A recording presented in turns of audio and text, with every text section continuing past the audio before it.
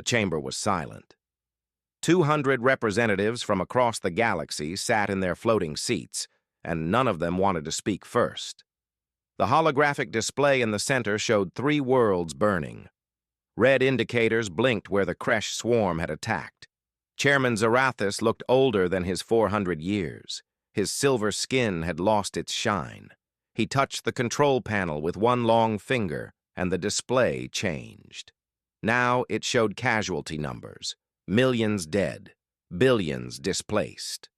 "We have lost 3 member worlds in 2 months, Zarathus said. His voice echoed in the massive chamber.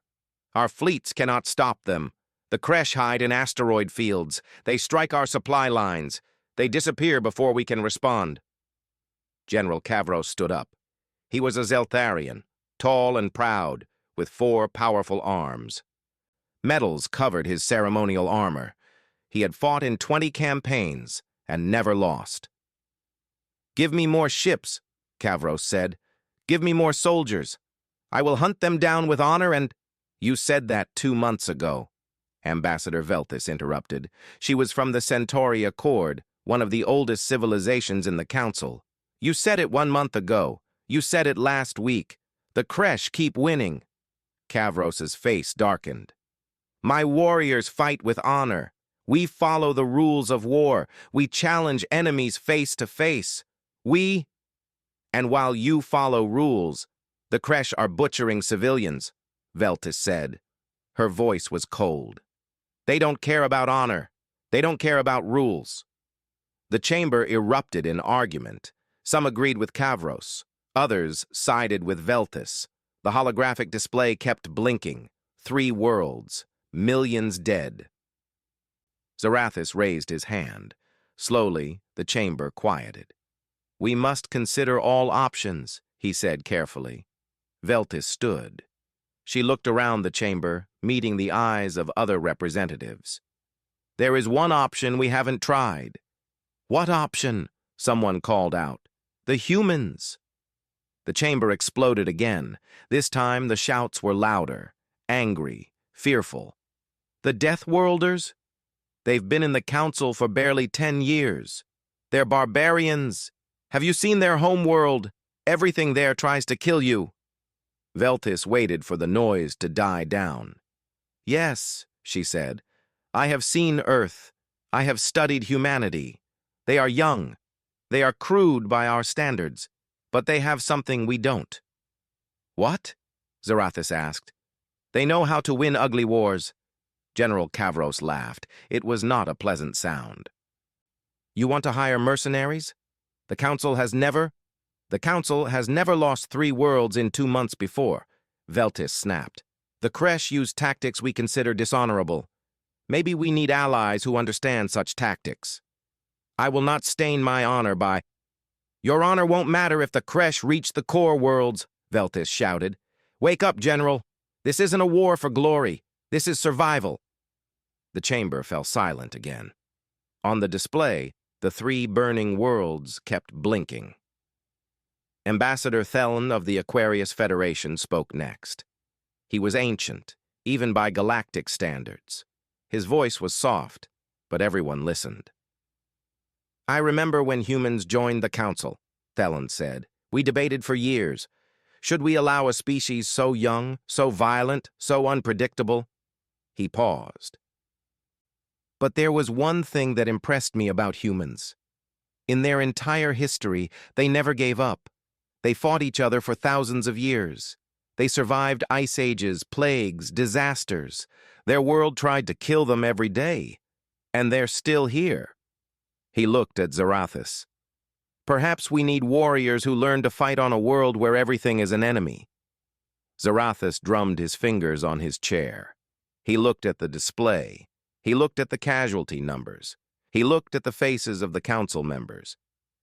"We invoke the Mutual Defense Clause," he said finally. "Send a formal request to Earth.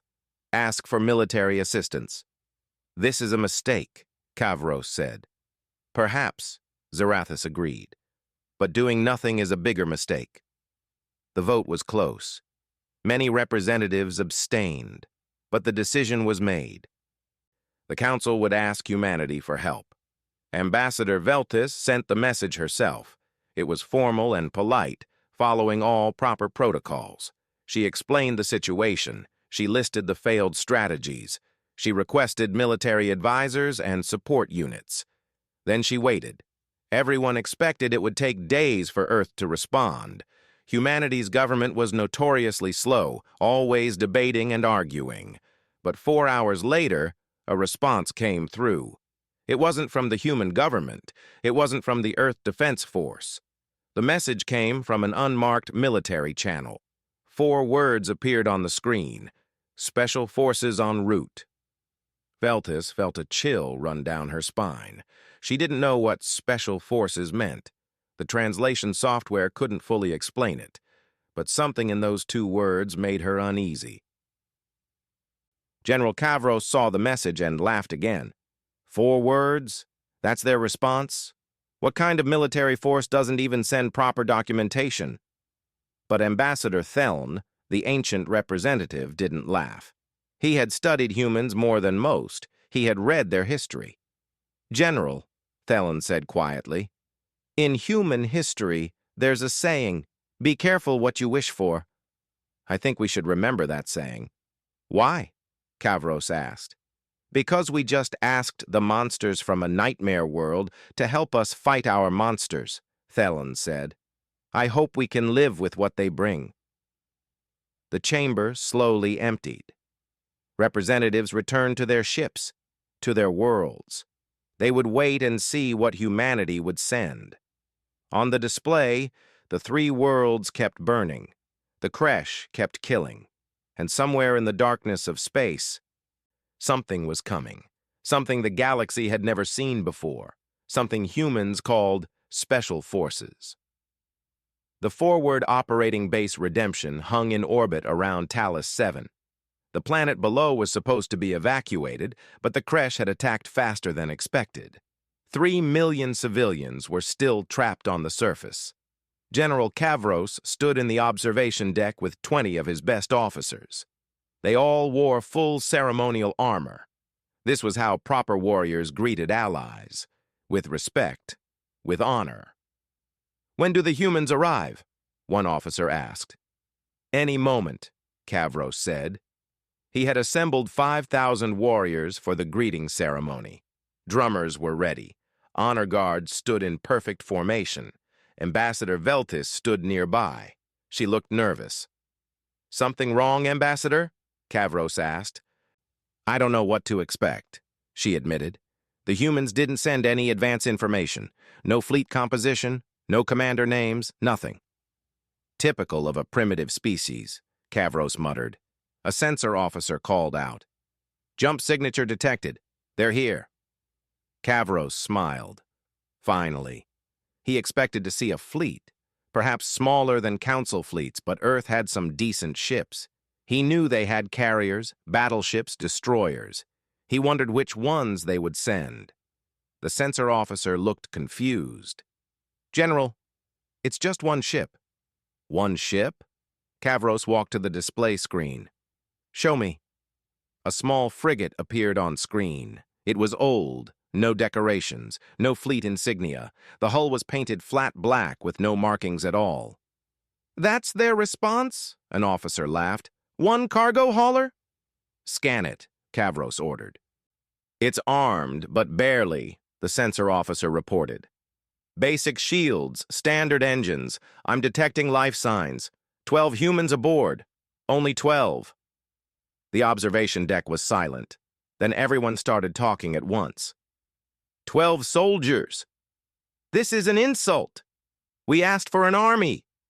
Kavros raised one hand for silence. Perhaps they're just advanced scouts. The main force will arrive later. But Veltis wasn't sure.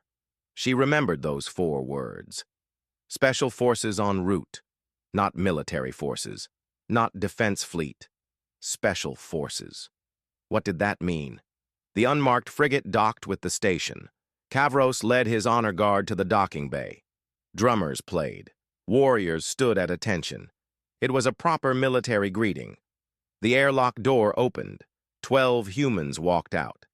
They didn't march in formation. They walked casually, like people arriving for a normal job. No matching uniforms. Some wore dark green, others wore tan or brown. One wore a shirt with a strange symbol on it. Their equipment looked old and used. Their faces were painted, dark colors in strange patterns. Green, black, brown. It made them look like the predators from their death world. The leader was a woman. She was average height for a human with short dark hair. She wore no rank insignia that Kavros could recognize. She carried a rifle across her chest and had more knives than seemed necessary. The drummers stopped playing. No one knew what to do. The woman walked up to Kavros. She didn't salute. She just nodded. "General Kavros?" she asked. "I am General Kavros, Supreme Commander of the—" "Great. I'm Commander Reeves. This is my team." She gestured at the 11 other humans.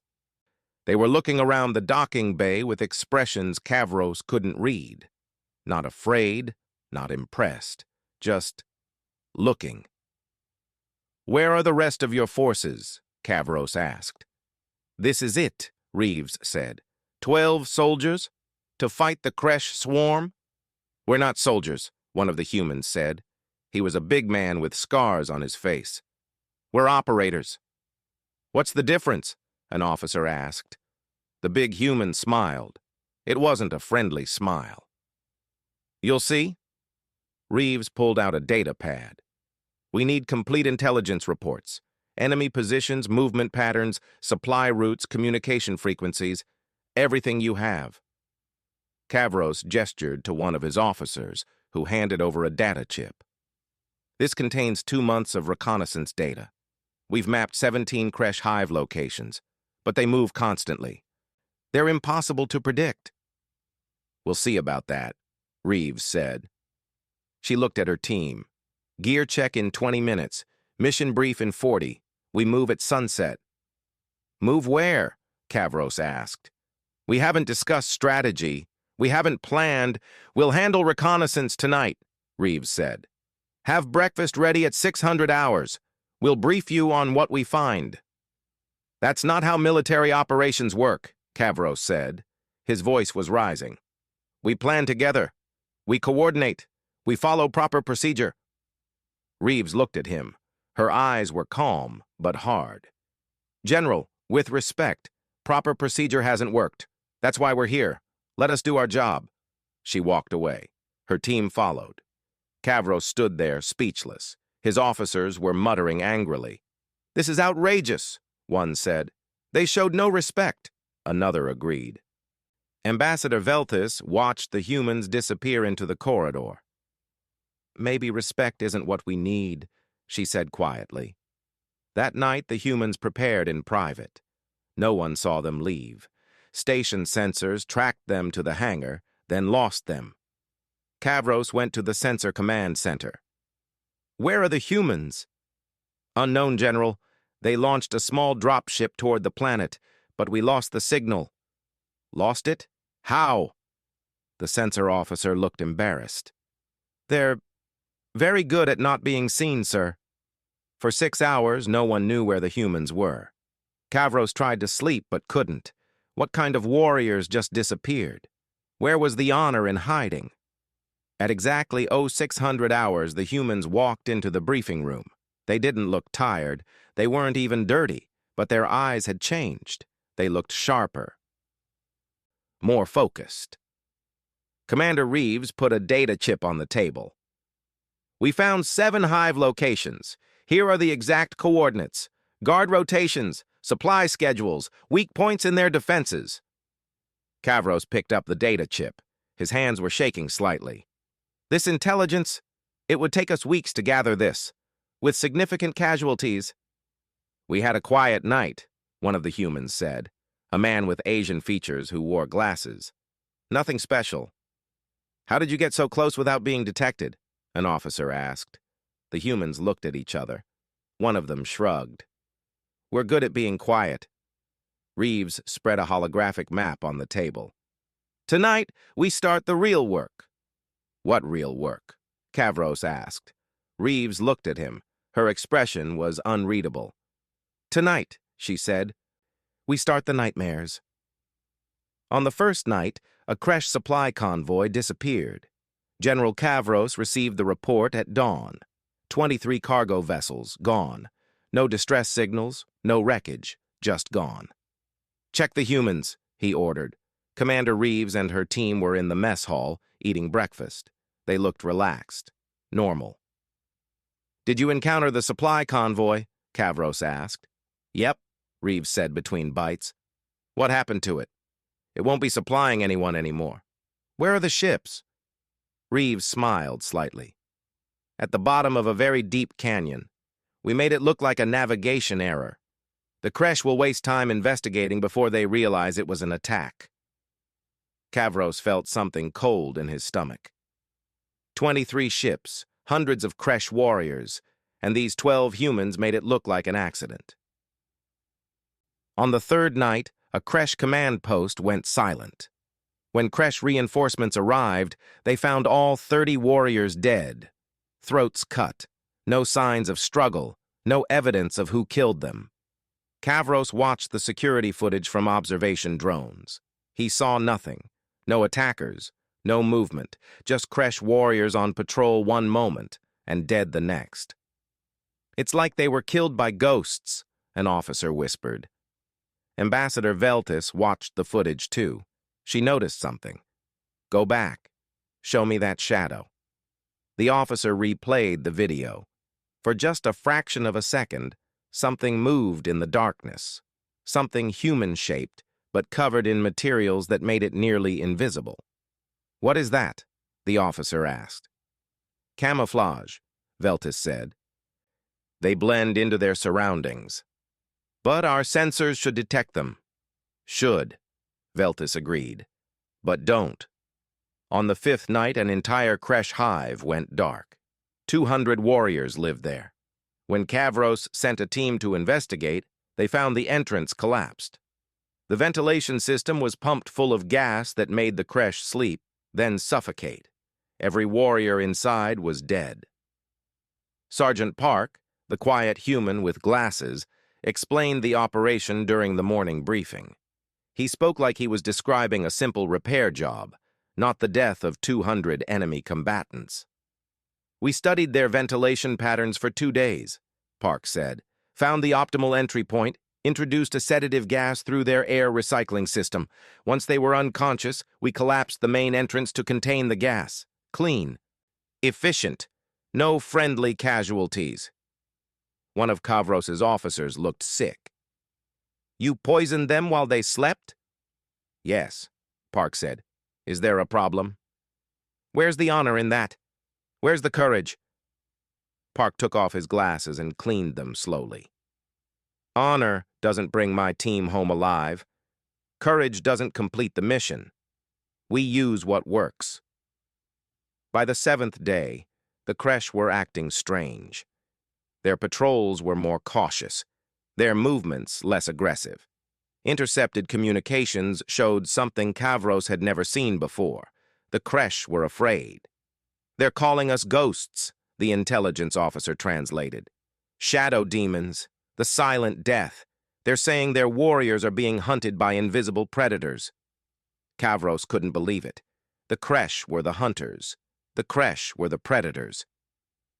They had terrorized the galaxy for centuries. Nothing scared them, until now. On the 9th night, Kavros insisted on observing an operation. Commander Reeves agreed, but with conditions. "You stay in the transport ship. You don't interfere. You don't communicate with anyone. You just watch." Kavros agreed. He wanted to see how these humans fought. The target was a Kresh war party, 50 elite warriors who had destroyed 3 civilian settlements. They were camped in a rocky valley, confident in their strength. The human transport ship landed 5 kilometers away. Reeves and her team checked their weapons and disappeared into the darkness. Kavros watched through drone cameras. For 2 hours, nothing happened. The Kresh sat around their fires, eating and talking. They seemed relaxed. Then chaos. Explosions erupted on the north side of the camp. The Kresh grabbed weapons and ran toward the noise, but it was a trap.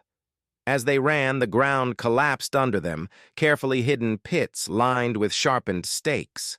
A dozen Kresh fell in, impaled. The survivors rushed toward the south exit. More explosions. Rock slides blocked their escape. They were trapped in the valley.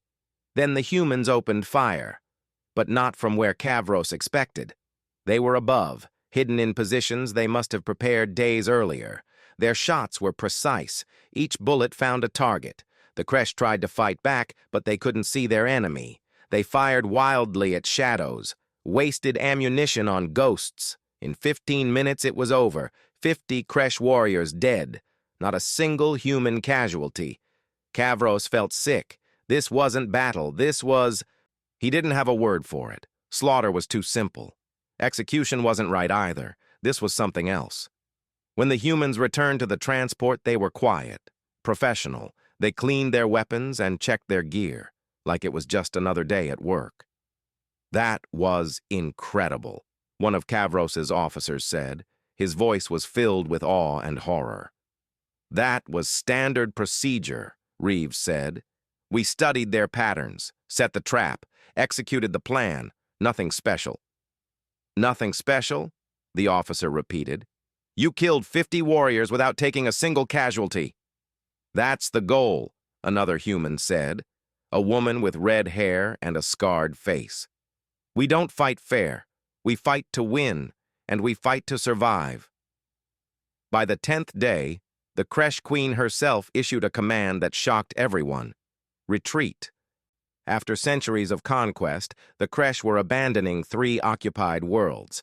They left behind equipment, supplies, fortifications. They just fled.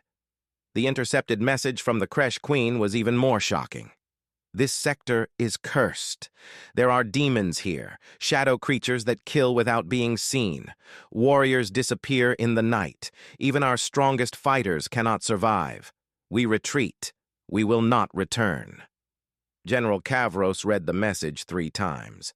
The Kresh thought the humans were demons, supernatural creatures from nightmares. Maybe they were right.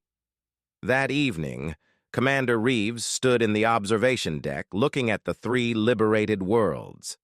Kavros joined her. Your people are terrifying, he said quietly. We're effective, Reeves corrected. You fight without honor. We fight to win. You use fear as a weapon. Fear is a very effective weapon.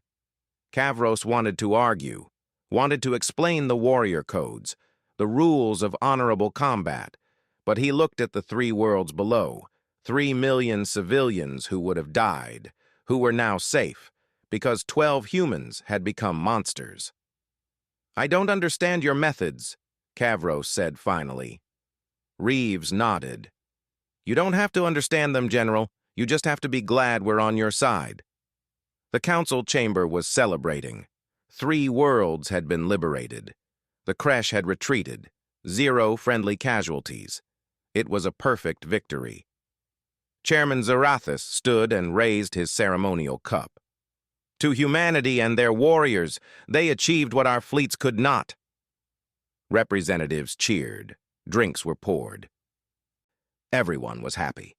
Ambassador Veltis did not celebrate. She sat quietly, reading reports on her datapad. Something felt wrong. The official reports from General Kavros were brief. Mission successful, enemy neutralized, worlds secured. But there were other reports, classified ones. With video footage, Veltis opened the first video file. Her blood went cold. 2 hours later, an emergency council session was called. No celebration this time. The chamber was silent. Zarathus stood at the center. His face was grave. We have reviewed the detailed mission reports, including video evidence of human operations. The main display activated. The first video showed a Kresh command post, 30 warriors on patrol. Then, in the span of 3 seconds, they all dropped. Throats cut. The camera never saw who killed them. An ambassador from the Playon Union stood up. Stop the video. Go back. They watched it again, frame by frame. For just one frame, something appeared in the corner, a human, completely covered in camouflage, moving like a shadow, then gone. They killed from hiding, the Playon ambassador said. They didn't announce themselves, didn't challenge the enemy, they just murdered them. It was war, someone argued. War has rules, the Playon ambassador shouted. The next video played. It showed the hive that had been gassed, the collapsed entrance, Kresh bodies piled inside, suffocated in their sleep. They poisoned sleeping enemies, another representative said. This violates every war convention we have. More videos played. Trap pits with impaled Kresh, supply convoys sabotaged to look like accidents. Snipers shooting from positions over a kilometer away, killing targets who never even knew they were in danger. The final video was the worst. It showed Kresh bodies deliberately arranged in patterns, left in the open, messages written in Kresh blood on the walls, warnings to other warriors. They used psychological warfare, Ambassador Veltis said quietly. They didn't just kill the Kresh. They terrorized them. The chamber erupted in argument. Some representatives were horrified, others were confused. A few looked impressed, though they wouldn't admit it. General Cavro stood. He had watched these videos many times. They still made him uncomfortable. The humans followed their mission parameters, he said. They eliminated the enemy.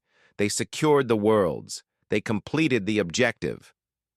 By becoming monsters, someone shouted. No, Cavro said slowly. By being what they've always been. We just never asked before. Ambassador Thelen, the Ancient One, spoke. I warned you.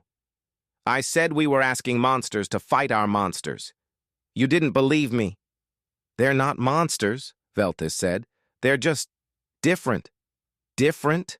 The Playon ambassador pointed at the screen, where a video showed human operators setting a trap. They hunt like predators. They kill without hesitation. They use deception as a primary weapon. How is that not monstrous?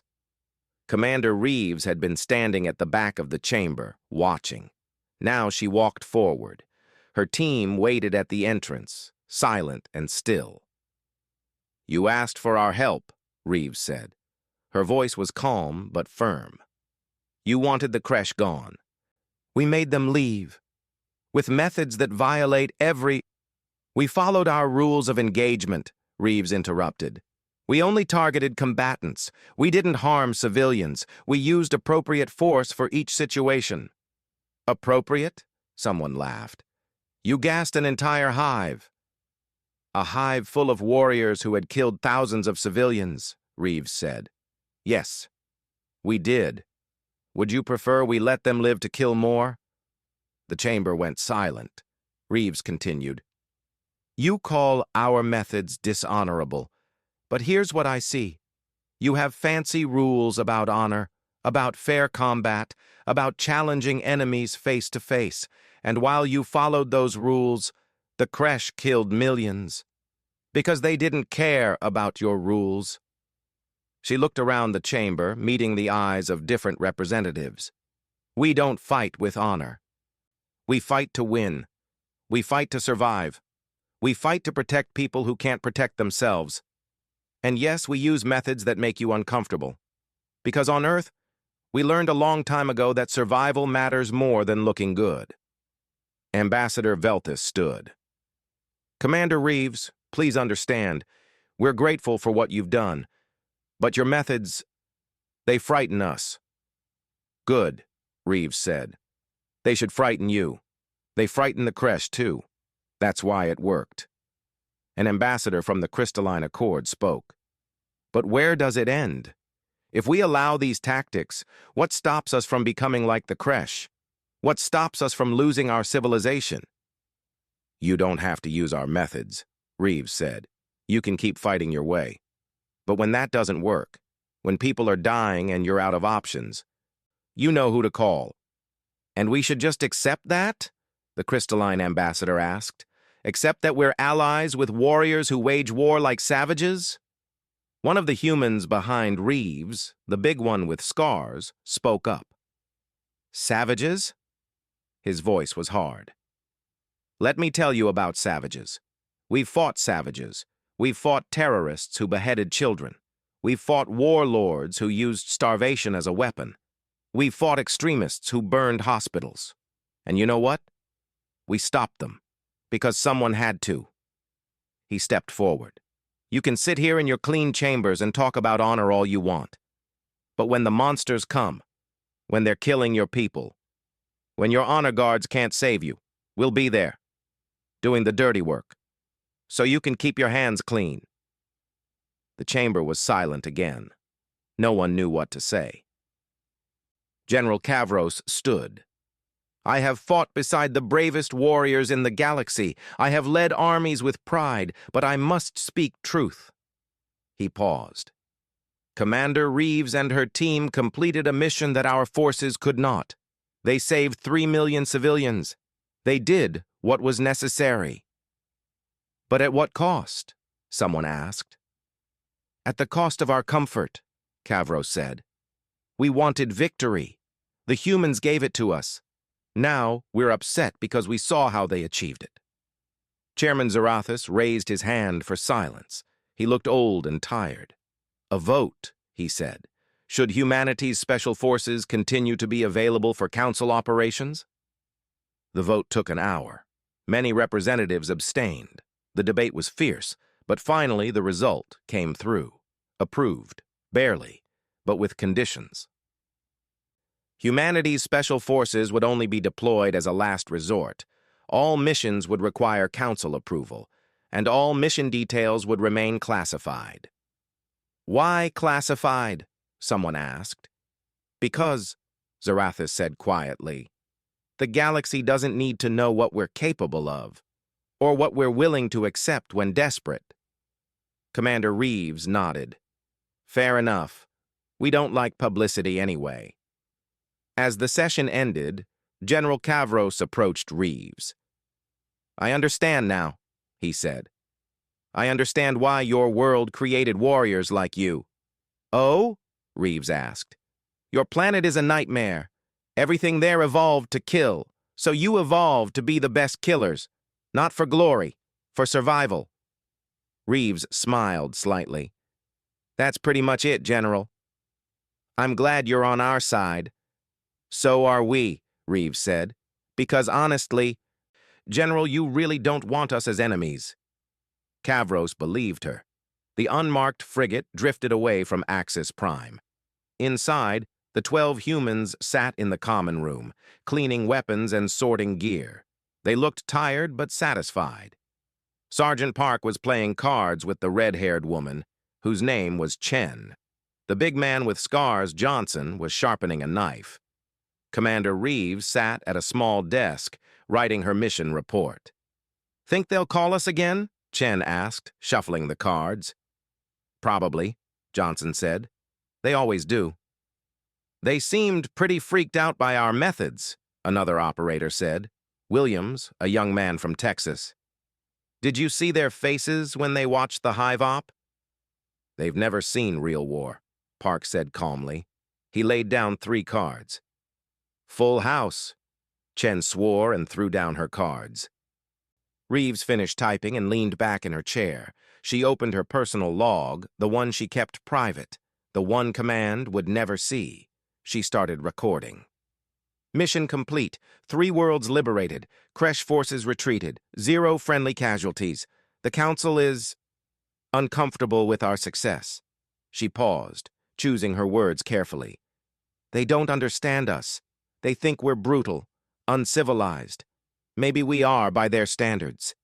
But their standards come from a different world." Reeves looked out the viewport at the stars. "Earth taught us things the rest of the galaxy never learned. It taught us that nature doesn't care about fairness, that survival means adapting, that sometimes the only way to live is to be scarier than the things trying to kill you." She remembered her first combat mission. She was 19. Afghanistan, hunting terrorists in mountain caves.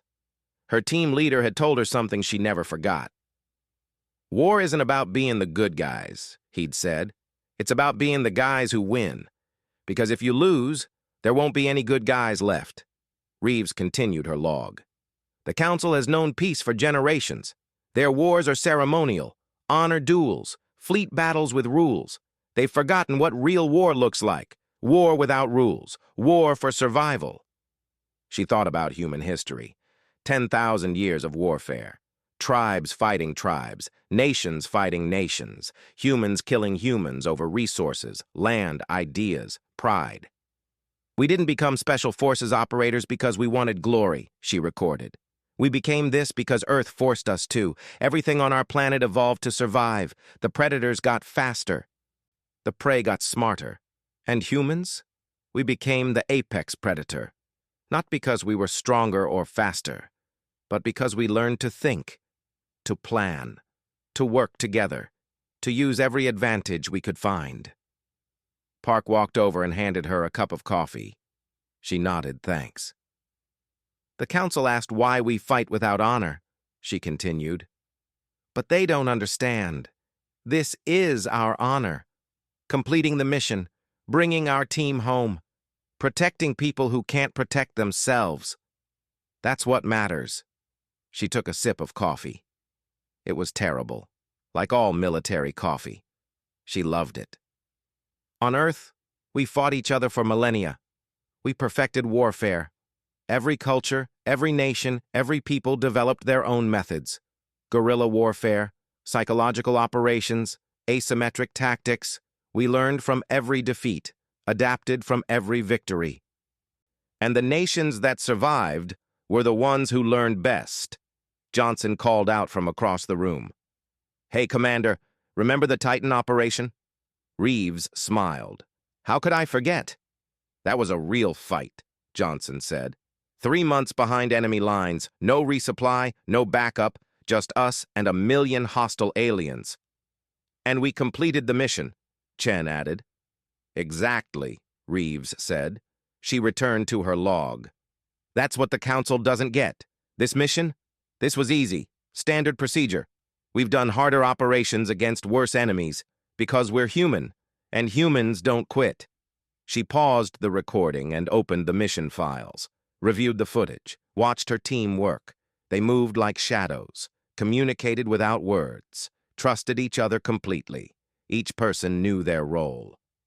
Each person willing to die for the others.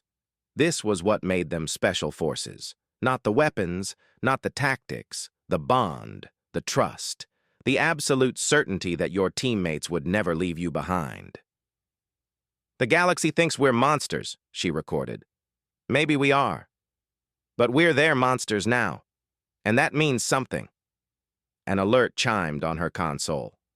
New message. Priority 1. Encrypted. Reeves opened it, read it twice. Another council member had a problem. Pirates attacking trade routes. Regular forces couldn't stop them, requesting discreet assistance. She smiled. Gear check in 30 minutes, she called out to her team. Everyone stopped what they were doing. Another job? Park asked. Another job, Reeves confirmed. No one complained. No one questioned. They just started preparing. This was what they did. This was who they were. Reeves made one final log entry. The galaxy is learning an important lesson. They're learning that humanity didn't come to the stars to make friends. We came to survive. We came to thrive. And we brought with us 10,000 years of warfare experience. She looked at her team, her family. The Council named us the stuff of nightmares. They're right. But nightmares serve a purpose. They remind you what's lurking in the dark. They teach you respect. And they make you very, very careful about who you make your enemy. Williams, the young operator, looked nervous. This was only his 4th mission. You okay? Reeves asked.